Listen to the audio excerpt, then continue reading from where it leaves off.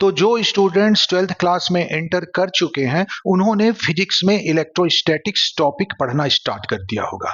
तो उसमें पहला कॉन्सेप्ट है चार्ज का। चार्ज क्या होता है और जब हम कहते हैं मैटर चार्ज्ड हो गया तो इसका क्या मतलब होता है, तो आज मैं वो डिस्कस करूंगा।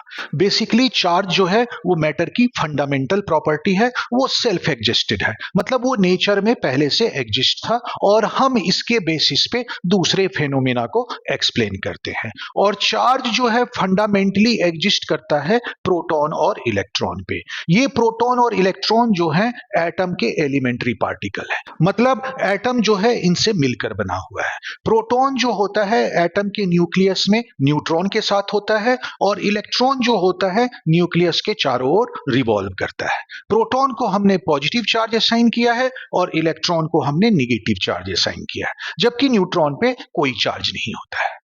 इनिशियली किसी भी एटम में जितने प्रोटॉन होंगे उतने ही इलेक्ट्रॉन भी होंगे, तो इसलिए एटम जो होता है वो इलेक्ट्रिकली न्यूट्रल होता है। अब इसमें से जो प्रोटॉन होता है वो न्यूक्लियस के अंदर स्ट्रॉन्ग न्यूक्लियर फोर्स से बॉन्डेड होता है, इसलिए उसको किसी भी तरह से एटम से बाहर नहीं निकाला जा सकता। लेकिन इलेक्ट्रॉन जो होता है वो न्यूक्लियस के चारों ओर रिवॉल्व करता है और न्यूक्लियस से वीक इलेक्ट्रोस्टैटिक फोर्स से बॉन्डेड होता है, इसलिए डिफरेंट प्रोसेस से इलेक्ट्रॉन को जो है एटम से बाहर निकाला जा सकता है।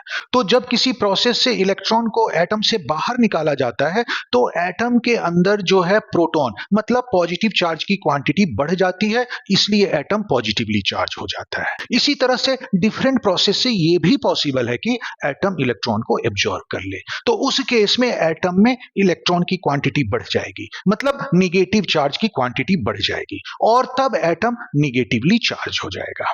और यही कॉन्सेप्ट है मैटर के चार्ज होने का। मैटर जो होता है वो एटम से बना होता है। इनिशियली एटम इलेक्ट्रिकली न्यूट्रल होगा और मैटर भी इलेक्ट्रिकली न्यूट्रल होगा, लेकिन किसी प्रोसेस से अगर मैटर में से इलेक्ट्रॉन को हम बाहर निकाल दें या उसमें इलेक्ट्रॉन को भेज दें, जैसे कि प्लास्टिक स्केल को जब हम हेयर से रब करते हैं तो उस केस में क्या होता है, हेयर में जो इलेक्ट्रॉन है वो इस रबिंग प्रोसेस से जो एनर्जी जनरेट होता है वो एब्जॉर्ब कर लेते हैं और वो हेयर में से बाहर निकल के स्केल में चले जाते हैं। तो स्केल में क्या हो गया, इलेक्ट्रॉन की क्वांटिटी बढ़ जाती है, मतलब निगेटिव चार्ज की क्वांटिटी बढ़ जाती है, तो हम कहते हैं कि स्केल में एक्सेस निगेटिव चार्ज आ गया है। इस वजह से स्केल जो है निगेटिवली चार्ज कहलाता है। इसी तरह से हेयर में से क्योंकि इलेक्ट्रॉन बाहर निकले हैं, मतलब वहां पे प्रोटॉन की क्वांटिटी जो है वो ज्यादा है, पॉजिटिव चार्ज की क्वांटिटी ज्यादा है, इसलिए हेयर जो होगा वो पॉजिटिवली चार्ज हो जाएगा। तो इस तरह से जो मैटर है वो चार्ज होते हैं।